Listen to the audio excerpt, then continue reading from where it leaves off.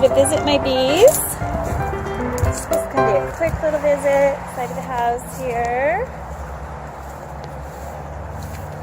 We got bunnies right there. She's beautiful. Hello, Freckles. This is my Ware hive that are coming and going.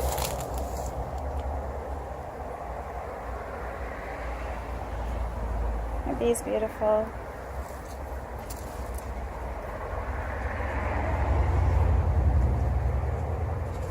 It's one of my favorite times of the day to wash my bees. And even though I'm wearing black, my little shoes, little wooden shoes, they're leaving me alone because these are very, very gentle bees. Super, super sweethearts.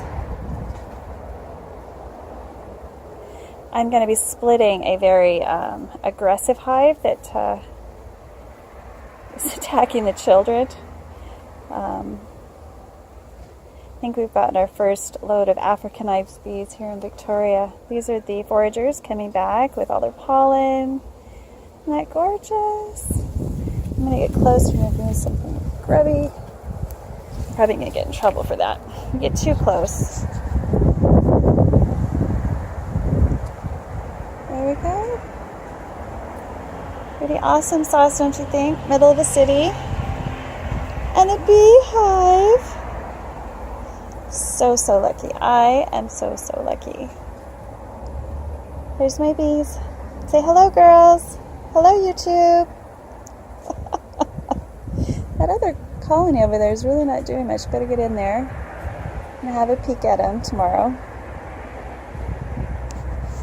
See what happens when I get a little closer to that one.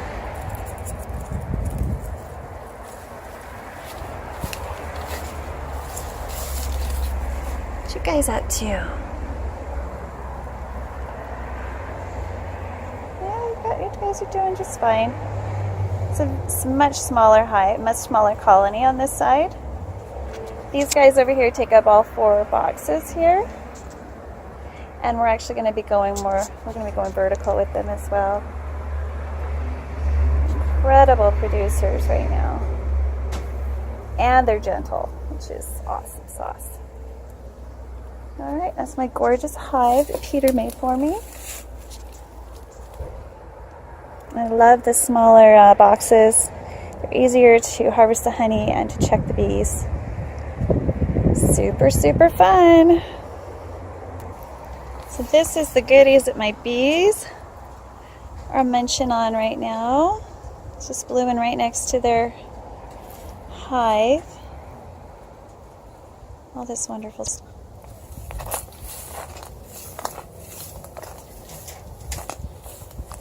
So this is what honey looks like when it comes out of my hive. And this is one way to process the honey. I'm just taking, because I want the wax as well as the pollen and everything else. So I've just cut it off of there and left them a strip to fill up again. Yeah, and then I will be straining this with the nylon, so you get to see that too. So how to make your own honey. Well, the bees do most of the work. Okay, let me show you how I filter honey when I want to have it all. Like I want all of this goodness. It's a clean nylon. Now, when you're told that it's raw honey, we're talking raw. This is raw. This is right out of the hive raw. So what I'm going to do is make sure it's like pushed up really, really good. And I'm just going to start putting it into the jug. Now, this is kind of a long process. So this, I'll just leave this overnight, and in the morning I'll have honey in my jug. It's as simple as that. This is just honey straight out of the hive. Get all that yummy goodness. My girls did a good job. They always do an awesome job. And then I'll take the honey. I'll take the leftover comb that's left in my stockings, and I will bring it to a boil, and that'll be pasteurized honey because the wax rises to the top and the honey falls below. Now, raising bees is really hard, guys. It's so hard. It's probably one of the hardest hobbies I have ever attempted, but it's a bucket list kind of thing, I think, for some of us. It's something we just have to do, and then once we start doing it, we can't stop because it's just so fascinating and awesome. Yeah, it's also not cheap. When they call honey liquid gold, it really, really is. I think last week I spent $200 on more frames and boxes for my hives. And last month I bought a new hive. That was $300. So if you're wanting to get into beekeeping just so you can have cheap honey, that ain't gonna happen. Beekeeping, bees require a lot of research and time. You need to figure out how to keep your bees alive these days. There are mites, and there are beetles, and there are all sorts of viruses and things out there that will kill all your bees. So you have to know what to look for in order to treat your bees so that they're strong going into the winter, because even cold will kill them. Another big thing that I've had to fight are yellow jackets.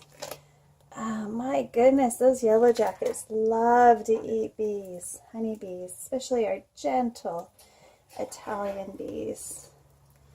So I think that one's had all it's going to. Now I have the weirdest method, and probably nobody else does this. So I'll show you what the next step here is.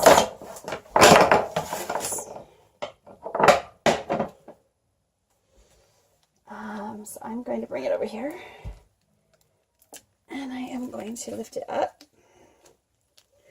and I am going to take my glove off because it's really hard to tie it when you got sticky fingers. I'm going to hang it up. You see the honey coming out already? I'm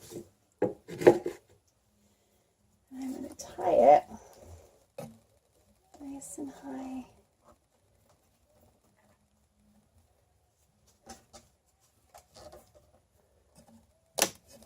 Now I only use my Nylons ones. These get cut off. It's just so hard. I'm not that thrifty, guys. So the honey comes out and falls into whatever container I have. So I'll do that in my kitchen on all my cabinets. And then in a couple of days I will have lots, well, probably overnight usually is all it takes. So this is how you can get fresh honey for your cosmetics and soap, and for your family. Far more honey than I can eat. So yeah, it's pretty darn awesome. Yeah. So there we go. Oh my gosh, guys, I got into the honey a little bit. It's absolutely amazing. Honey from a Garden City is out of this world, let me tell you. There is nothing like it. Wow. Look at that. I could do an ASMR, just honey dripping. My birds are too noisy. It totally wouldn't work. All right, we'll see you later. I let you watch that drip. That's just something therapeutic about it while I work on another one. It's just absolutely incredible. So amazing.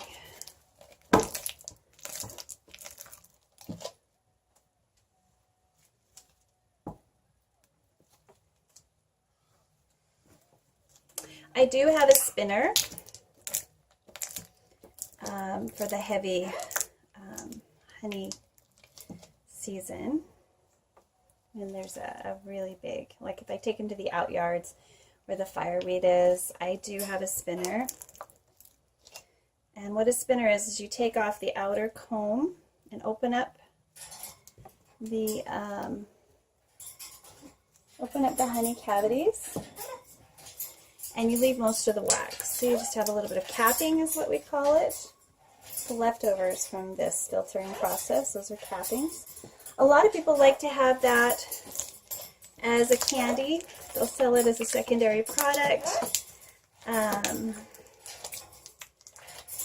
Absolutely incredible because you've got all that natural pollen in there as well. So awesome. Look at this rich, dark honey. Really is nothing that tastes like honey from Victoria. I do, one of my favorite honeys too, I actually like to make flavored honeys, and one of my signature flavors is vanilla bean, and I also do seasonally white truffle honey. Both of those are sold in extremely small jars. And they are delicious. They are amazing. So if you're wanting to try honey while it's available, check out my store or send me an email. I want some of this delicious, delicious, delicious goodness. This was honey left over from last year. I had a colony that collapsed, and all of the honey was inside. We had some strange weather. It went from hot to cold. The colony was quite small. They wanted to forage, and I think they just didn't make it.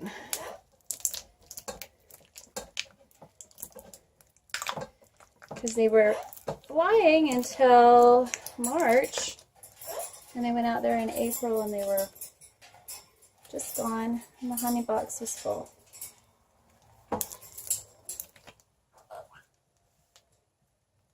Okay, this is a super big, super big one. So let me put it in a good spot. I'm not going to take my gloves off yet because I'm going to have to squeeze it. Well, I'm going to take my gloves off in a way that I can squeeze it without getting my fingers in it. Okay.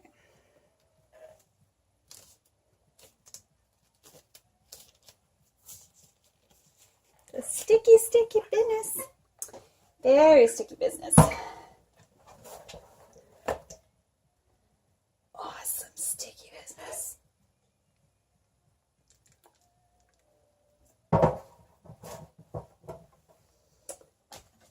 Okay, so I'm just going to tie this.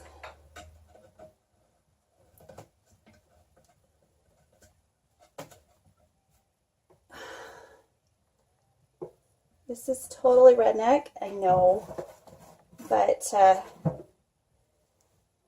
this was the way I did it the first year that I ever got honey, and you know, sometimes simple totally works. You see that honey coming down? So I'm going to find a big bowl for that one.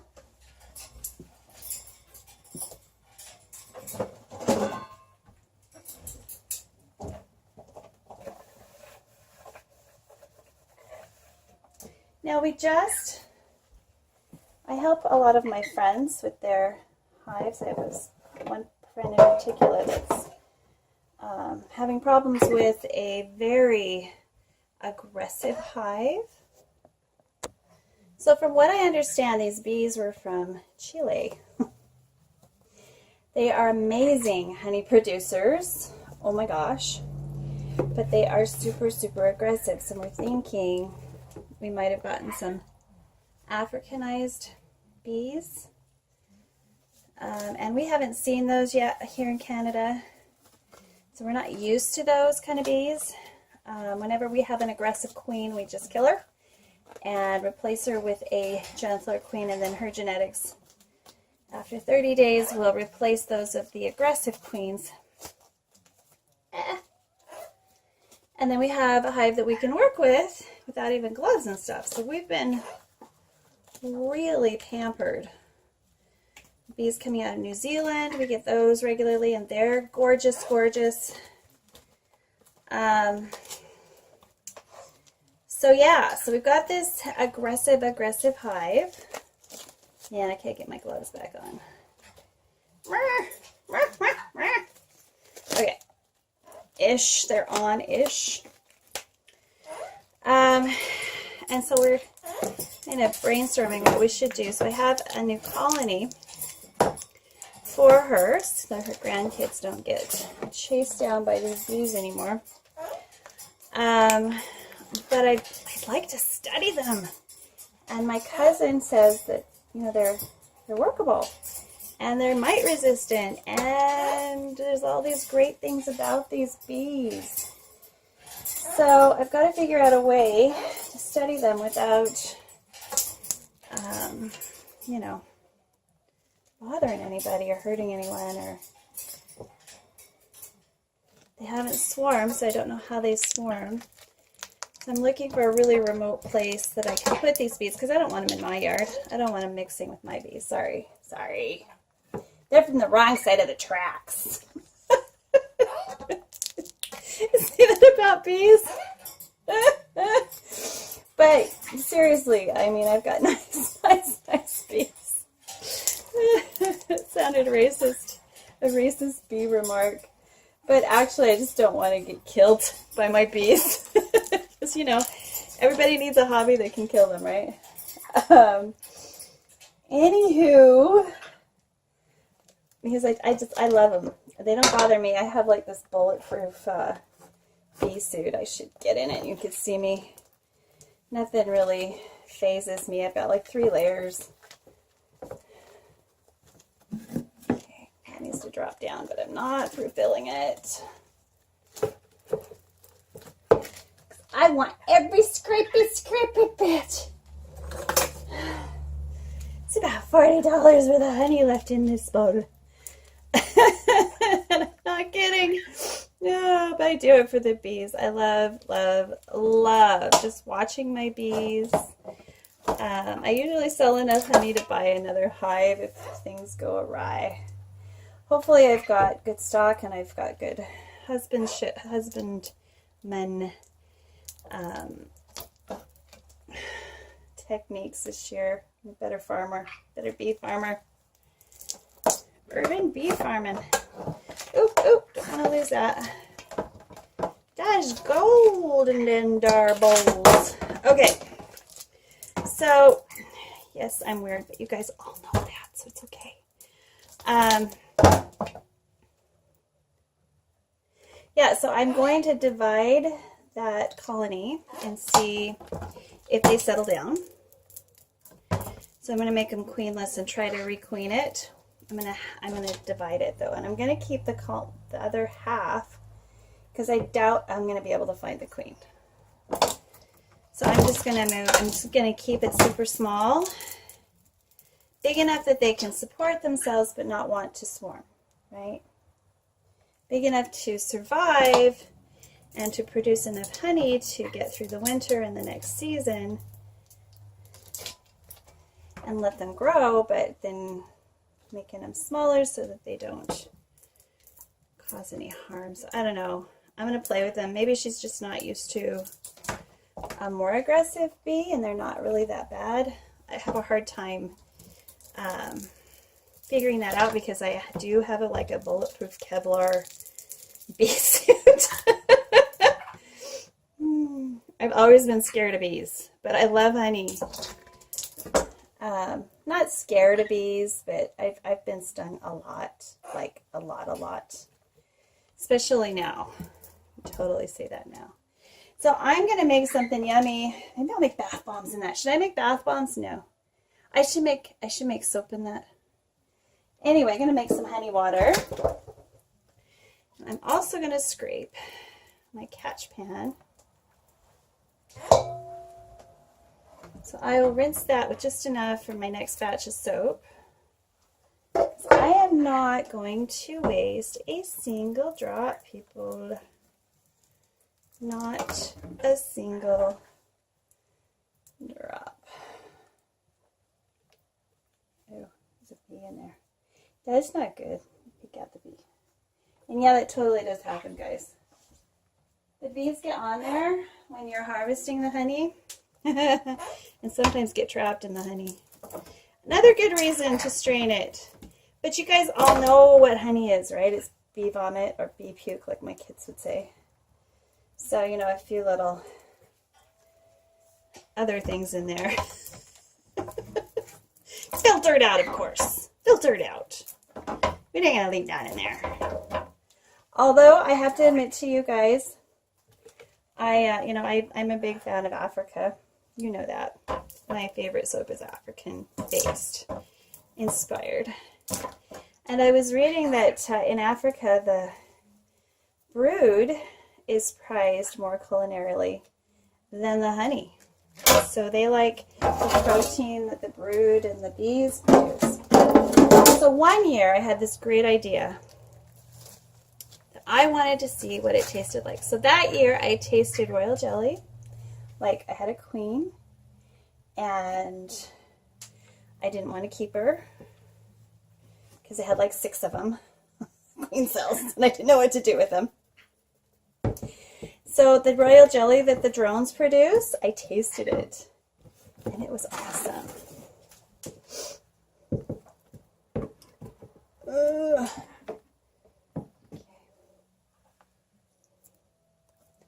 And then another year, I got even more brave. And you know how those people who eat bugs? Well, I ate a bug. I ate a bee encased in honey, and it was absolutely incredible, guys. Strangest, it was like I got this boost. I understand why the yellow jackets eat all my bees. They taste amazing. I don't do it often because it's freaking weird. But if a bee got trapped in there, I don't know if I can. Alright, now y'all know how weird I really am. Anyway, yeah. So I was talking about, what was the other thing that I tried? So I've tasted bees, I've tasted royal jelly. Of course, I've tried the pollen. And I've chewed on cappings, which is what's left over once all the honey comes out. What other kind of products do bees produce? That's it. It's all good. Look at that drizzle, drizzle, drizzle. I'll have to get it close up so you can see. Hopefully I'm not blocking it. All that honey goodness. Just dripping to the bowl.